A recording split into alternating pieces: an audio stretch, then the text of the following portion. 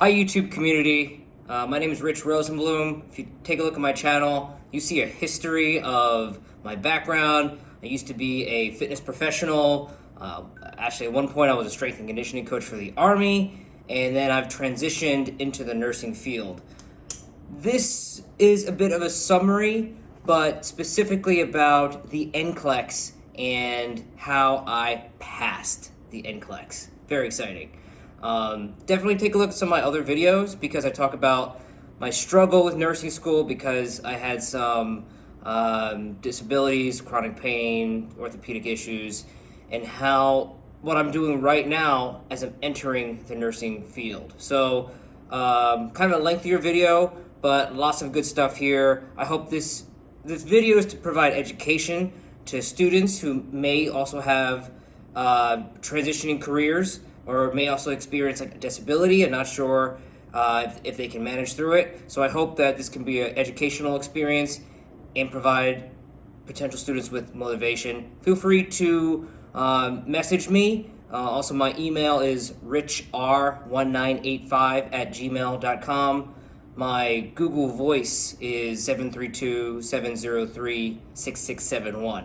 All right, let me get started here. So, I passed the NCLEX. I found out on January 8th that I passed, and I was so super excited, like just a wave of relief just came over my body. I actually passed, very surprisingly, in 75 questions. A lot of them were select all that apply. Probably had 30 select all that apply. I had some weird questions on the plague and Tanner stage 2. I had like never heard of Tanner stage 2. And if you want more information about specifically what was on mine, I can message you later about that. And I thought it was pretty tough. I thought it was pretty tough. When I was taking the exam at 75 questions, it turned into the special research section. So I was like, oh, okay, like I have to do the special research section and then continue with the exam later. I was like, okay, this is dumb. But then one of the guys at Pearson VUE came through and he was like, hey, by the way, you're done. You don't have to like do the special research section. And I looked at him like, what? I didn't finish in 75 questions. Like, there's no way.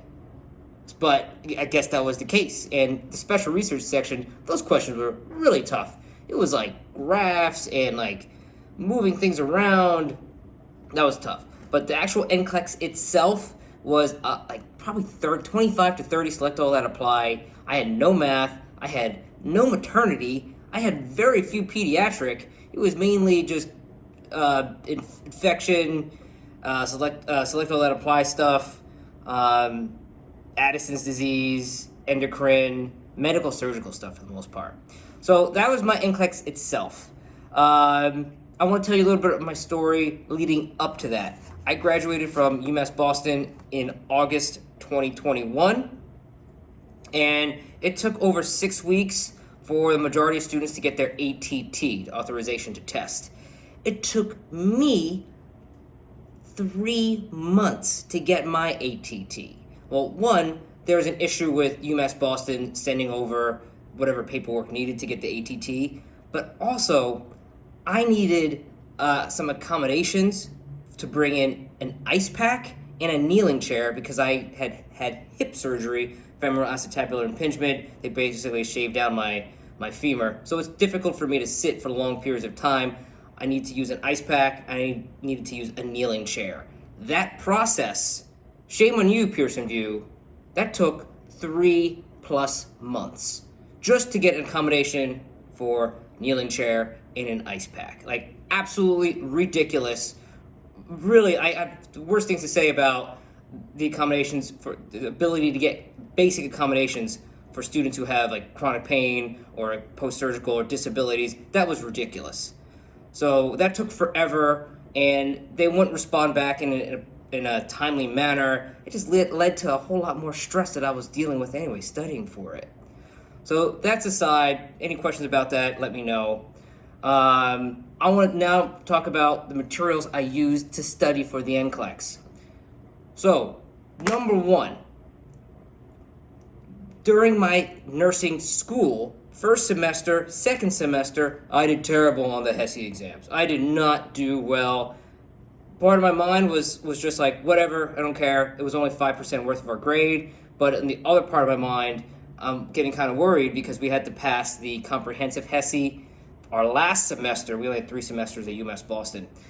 And if I don't pass that, then I can't take the NCLEX, and it's just going to continue to be this cycle of stress and waiting and waiting and waiting. So UMass Boston actually did something that was smart on their part, and it really did help because I didn't do well in the first semester on the HESIs. They put me into remediation, and it really wasn't that bad. I met with a professor once a week, and she just told me to pretty much do X amount of questions, and then I would meet with her and review any questions I had about X number of questions. So I did that straight up for over a year. Even after I started doing better on the HESIs, I was still doing it, checking in with the professor. I was doing an extra probably 50 questions a week through Evolve. UMass Boston goes through Evolve just to do a lot of our quizzes and multiple choice questions, select, allow, apply. It helps us prep for the NCLEX itself and the HESI exams specifically.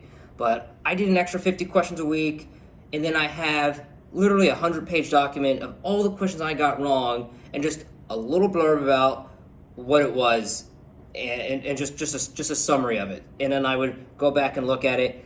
At one point, I even tried organizing that in terms of like endocrine, in terms of oncology, in terms of med surgical.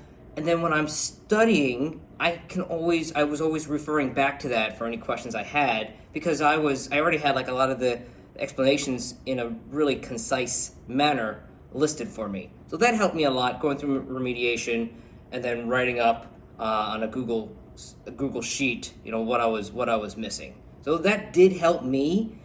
And then at the end of our third semester, our final semester at UMass Boston, when we had our comprehensive HESI exams, we had to score over a 850. And I was one of the only students that scored over an 850 on his first try. That never happens to me, especially since I had all these issues first, second semester, doing terribly on the HESI, but I was doing pretty well on my GPA. But the HESI was like, that was no bueno. I was sucking ass. But the effort I put in paid off in the end. Passed it first try, and then I used the other attempts on the HESI as just for my own personal benefit. And what's nice about the HESI is that they do give you reviews at the end.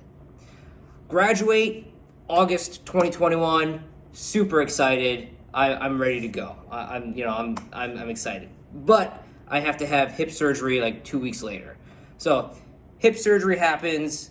Going through PT, going through rehab. I'm just trying to study. It's a little miserable, but it's whatever. I still have the goal of trying to study for the NCLEX. So resources that I use, Mark K. I looked at all of his videos. I did the worksheet, and then I listened to them again, just passively when I'm like in the gym, when I'm like walking the dog. I listened to him twice. I'm so thankful that one of the nursing students, Rachel, such an amazing person.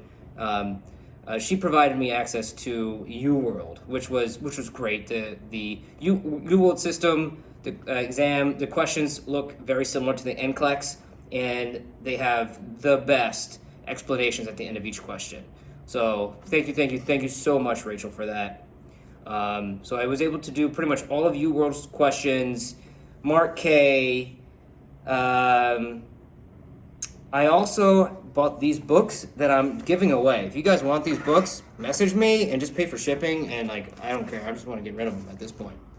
This has 65 questions in it. Pretty good. And it was nice using an actual book because I was far less distracted when I was studying. I'm not going on Facebook, not doing whatever, I do the small business thing on the side. I wasn't checking my sales and all that stuff. So this wasn't bad. And if you want it, message me up. I'll send it out to you, no problem. I also I had like 6 of these books that I literally got for free off of Facebook Marketplace. Some nice, really, really nice nurse just just giving these away. They're from 2013, but they have hundreds of review questions that are all at specific topics like fluid balance, sodium balance, potassium balance. So you can really get a deep dive, and it's free review questions. Material was really up to date. It coincided with a lot of like the Mark K stuff, and I have like 6 of these. So if anyone wants them, hey, I'll pay it forward. Just cover shipping costs. I have like 6 of those. I'll send them right out to you. I did about 75 questions a day, but because I would review each question, and then if I got a question wrong, vast majority of the time I'd go to my Google Sheets, Microsoft Word, and then write up a little blurb about what was wrong and just a little description of that. So that 75 questions would take like a day and a half to do the questions and then all the reviews. It took me a hot minute to do that. So yeah, 50 to 75 questions almost every day, and then I'd go through it trying to write up everything up. That was time consuming, that was stressful, and it got pretty tedious and boring, but the goal is to, enter the nursing field, get a job. So I kind of use that as a motivating factor. The day of the exam, I went to a Pearson View Center in Boston. Really, really strict, but like really kind, gentle people there. You go in, you're not even allowed to bring a drink. They will ask you if you have anything in your pockets. They don't like do you a pat down or anything, but there's cameras on you, like intense. They checked like the ice pack I brought in. They checked the kneeling chair I brought in. I lock up all my gear, and you just go to work. At the end of the exam, anywhere from 15 minutes to an hour after, you'll get an email from Pearson View saying like, hey, if you have any questions, reach out to us here. These are the next steps. You could then, after you have that email, you could then do the Pearson View test to see if you passed or not. It's a non-official way to check to see if you passed the exam. Basically, if you try to re-register for the exam, you can get a good pop-up or a bad pop-up, and then a good pop-up doesn't let you re-register for the exam. So I was very, very surprised when I did it and I got a good pop-up, and I was like, my heart was fluttering. I'm like, am I done studying? Am I really done with this? This is amazing. I felt so good. And then 2 days later, I paid the extra $8 and I did the quick results, and it said pass. So, I started my prerequisites January 2020, and now it's January 2022, and I'm done studying. I don't have to do any of this shit anymore. It's great. It feels awesome because I sacrificed a lot. I put in some serious work. Let's see what else is going on. So, let me tell you a little bit about what life is like after you take the exam and applying for jobs, and what kind of like success I've had so far. So, there's been a nursing shortage since World War II. Like straight up, I've reading some stuff about that. There's always going to be a nursing shortage, but right now, it's they definitely need new blood. And even though I'm inexperienced, I literally only had my clinical experiences, 3 80-hour clinical experiences. So I'm a baby nurse. I don't have any experience. But I'm getting I've already signed up to work to do like flu shots and like vaccines and some testing. And in Boston, the hourly is between $36 and $40 an hour, which is pretty sweet compared to as a nursing student, we're making nothing. So, and there's a place right down on Newbury Street that I can straight up walk to, and I'm like, yeah, that's a no-brainer. I'm starting working there part-time. I've also started applying for full-time medical surgical jobs that are, preferably full-time. One of the first interviews I had that I rocked, I was so surprised that they liked me so much, was at the Brigham, one of the best hospitals in the world. But what I had done is I applied on Indeed, and Indeed did not tell me that it was a 24-hour variable position. And then after kind of polling some of the nursing students that are in our Slack chat and just kind of researching about it, I'm like, this is not the opportunity I want, because 24-hour variable would mean that you're part-time, so you're not going to make as much. You can pick up extra shifts, but the benefits are going to be different. It was variable, so they pretty much put you in where they want to put you in. You're not going to be very stable, and I'm okay to deal with some of that uncertainty as a new nurse. But if you're looking for something full time, you can keep applying for the hours that are the most ideal. You're not going to be working all days or anything like that, but I'm reasonably sure that I can find a full time, fully benefited position that's not working nights predominantly. I'm reasonably sure I can do that. But at the Brigham, I interviewed them, and they interviewed me. Sorry, they interviewed me, and that went really well. They passed my name the same day to Human Resources, and then I'm looking over all the documents and the official job description, and then I was like, oh man, after reading some of the fine print, I'm like, this is not exactly what I want. So I email the hiring manager back and I tell her what's going on. She's like, okay, we wish you the best on all future endeavors. And I'm kicking myself because that's the Brigham. It's one of the best hospitals in the world. Someone calls me a couple of days later and says, hey, your name and resume was forwarded to us from the previous hiring manager. And so are you interested in a full-time role? I'm like, absolutely. Like, send me what you got. Let me apply for it. She's like, yep, I'll send that all over to you. I'm currently waiting on that email so I can get on the road with that. I also got to say thanks to my girlfriend because she took a look at my resume and she chopped it up. She just took a pen to it and was like, no. And I'm like, I've been working on my resume like pretty intensely for the last 10 years and I thought it was pretty solid. But she's like, no. Like, I was missing periods and commas and punctuation. So if you guys want your resume looked at, hit me up. And yeah, that was good. That was good. Starting salaries for nurses in Boston. So I've been looking into that, and some of the nurses in my cohort who are already working have mentioned that the average starting is about $32 to $33 an hour, so about $65,000 a year. If you're working nights, you get a night differential, so I think it's $37 an hour for that. And that's the going rate for beginning nurses. And places like the Brigham are unionized, so as long as they incentivize if you work more hours, you'll get a little bit more of a bonus for that. But places like Boston Children's and MGH are not unionized. I think that's just important to know. That is all I have for right now. Again, I'm gonna apply for a couple more jobs today. Still waiting for those applications to directly apply for the Brigham.